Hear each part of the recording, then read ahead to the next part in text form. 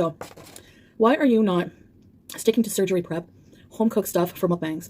I thought your Arby's mukbang was your last fast food one. Am I missing something? Is surgery no longer happening? You know I'm impulsive, so sometimes I say things quickly and don't follow through. So that's one reason, since I can't stick with anything. Yeah, but I am trying to get better nutrition, like more vitamins, minerals, like micronutrients, eat healthy the majority of the time. You know, when you're sick, you don't want junk food for a reason. Your body's not craving that. It wants like nutritious food. I was told I should walk every day. It is cold. And I know that's kind of an excuse, but why did you give up? So I'm assuming that you mean, why did you give up on your weight loss journey? I did not give up on anything. Or maybe it's like, why did you give up on yourself kind of thing? What I gave up on was having a weight loss journey on YouTube.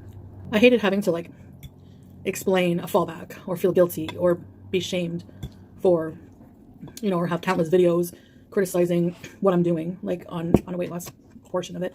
So everything is like behind the scenes, which I know, which makes it like, I understand like this whole thing is like bigger than me and my channel. It's like an issue of a fat person on social media eating large quantities of food.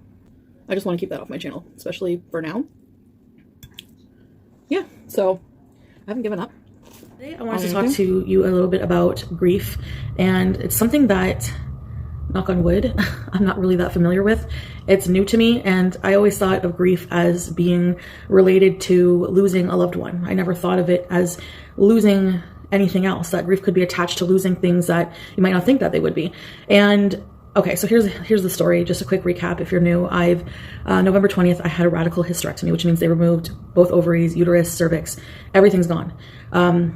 Thankfully, they left the vagina, but everything else is gone. I've been healing from the incision since. That's been tough on me. I think back in 2009, I went to a gynecologist. I had my period for 5 months straight, and I really just was like, this is not normal, you know? And who the heck wants their period for 5 months straight, right? Nobody. So I went to a gynecologist in my town where I was living, in my hometown, and he just really eventually pawned me off to somebody with more experience, because he had no experience with that, with this level of care needed. I had a very large ovarian cyst. And you would think that, you know, the gynecologist would be familiar with that, but he thought that, you know, seeing somebody who was more specialized in that would be better. So I saw a different gynecologist. We had more tests done. And, you know, yeah, it confirmed that there was a very large mass. And so they were concerned about it. And so he thought surgery would be the best way to get rid of that. And I was even younger back then. So he won, you know, 2009. If I do the math, I'll put it somewhere. I need a calculator. So don't make fun of me. So he did a really good surgery. It was bikini cut at the time. He was able to save the ovary. It was only on the one ovary, I think, of the left one, and everything was good. Everything was good. So then, except that it grew back pretty much right away, and then they hadn't noticed, but another one was growing on my other ovary. So since then, this has been growing and festering, and just this November 20th, I've had them removed, and they got to be quite large, and they were causing all kinds of pain issues. You know, no period, too much period. The doctor thought there's no way that with this issue I would be able to get pregnant. It'd be very unlikely. And, you know, they wanted to biopsy them because of the one that I had previously. They did a biopsy on it, and they were found some precancer cells or abnormal cells. And so the thing with that is I never really wanted to have the surgery because I thought it was something I could heal naturally, which I never really did give a good go at having, you know, trying holistic approaches, because they take a lot of willpower, which I don't have. And plus I'm a food addict. So there was all those issues that were keeping me from eating clean and, you know, trying to really putting some effort into trying to heal these naturally. It started causing me problems. They thought that they were responsible for me having blood clots in my lungs. You know, my advice is to have it removed. I can't tell you, you know, I can't tell you what to do with your body, but I would, you know, have them removed because they are cause for concern. So there's all these complications, and they wanted to biopsy them to make sure that they weren't, you know, there was no cancer or anything like that.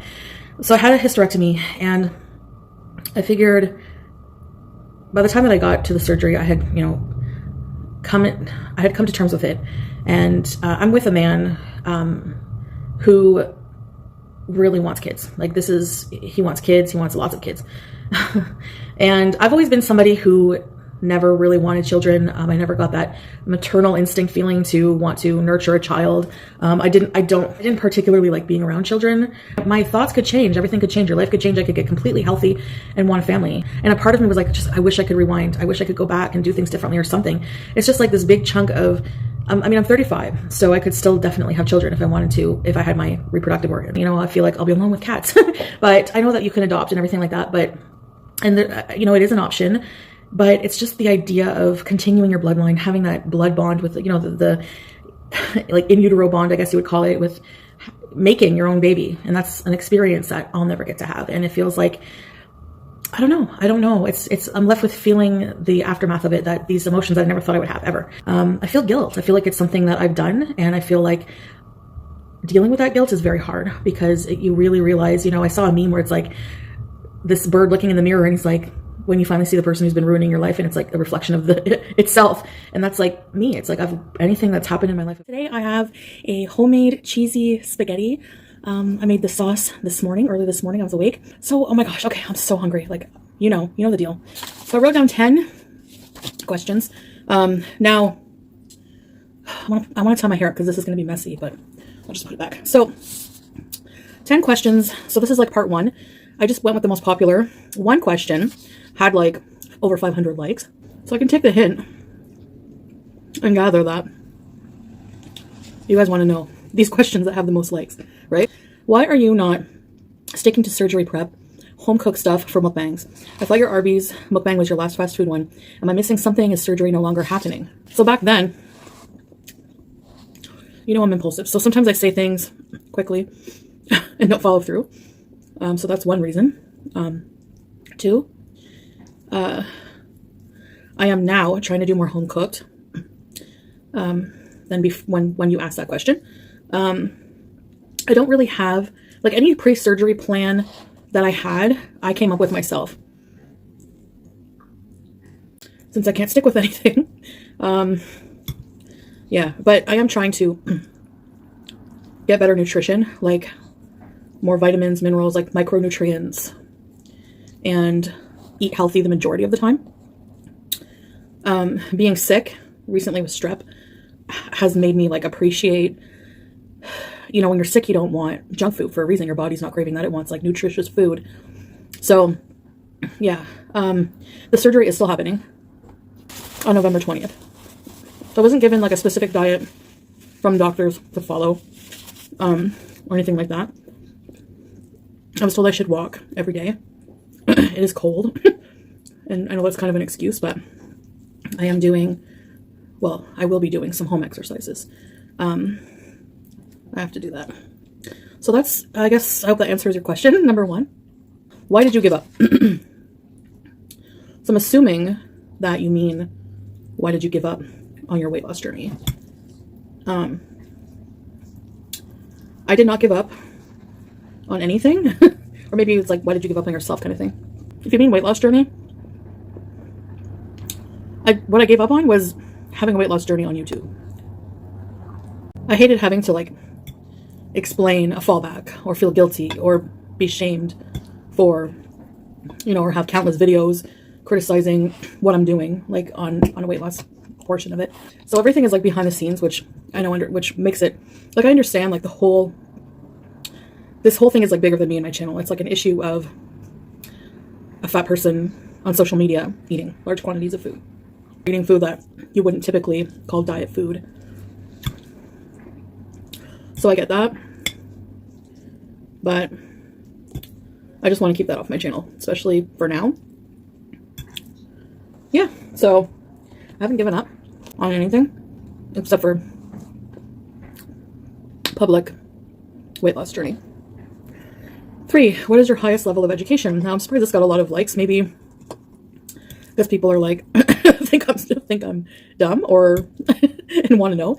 I did go to university a couple of times, dropped out once, and then went back, dropped out again. So I have like 2.5 years completed of like an undergrad, which I don't know if it would still even, like if I had to go back, you know what I mean? I'd probably have to start over.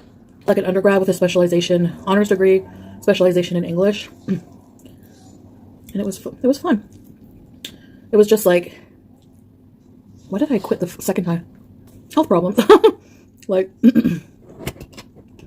around that time I was diagnosed with my first like ovarian cyst issue. So I had to be off for surgery.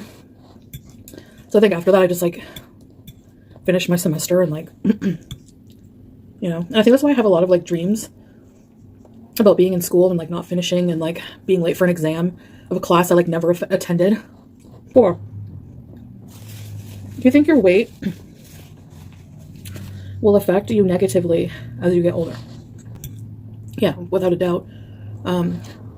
It doesn't necessarily mean that it will, but given my age now and the health problems I have now is a good indication of yes. Number 7, are you happy? $1 million question, right? If I told you yes, would you even believe me? I feel like people think that because I'm overweight, have health problems, which every human being does, that I can't be happy. The simple answer is yes. I'm very grateful. That's something that I've had to practice, though, is to be grateful for what you have, and that's a big source of my happiness, because if you compare yourself to others, like that's why they say comparison is the thief of joy. If you always try to get more than what you have, if you like rely on your happiness to attain things you don't have, then you'll never be happy. You know what I mean? Yes, I'm very grateful for my family, for the love I have in my life. Like, without love, it's just from anyone, family, friends, lovers, animals, you know, like I'm grateful for my car. I have a roof over my head. There's a big plate of spaghetti, everything. Yeah. I'm very grateful for my friends. Yeah, very grateful. Grateful for my YouTube, like this channel, this part of my life, for you guys. So I mean, yeah, I would say overall I'm pretty happy. Could I be happier? Maybe, probably, but definitely.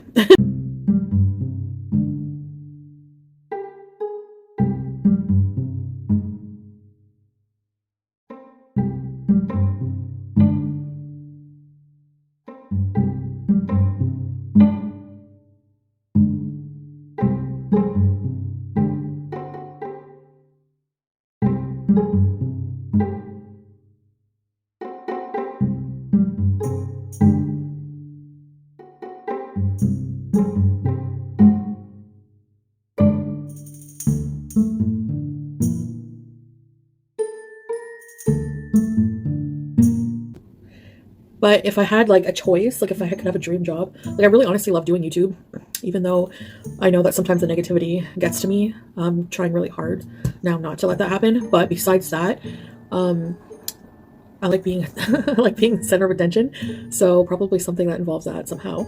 I don't know, having an audience somehow. So anyways, guys, that's it for part 1 of Q&A. And excuse me. Ooh, that's filling. Carbs. People on keto are probably like, this is going to be the mukbang for you. Yeah, so I guess that's it for this video. And I'll see you in the next one. Toodaloo. Fupa, fat upper pubic area. Chubby. It's chubby. Do you have a chubby kitty? Mine's like lopsided.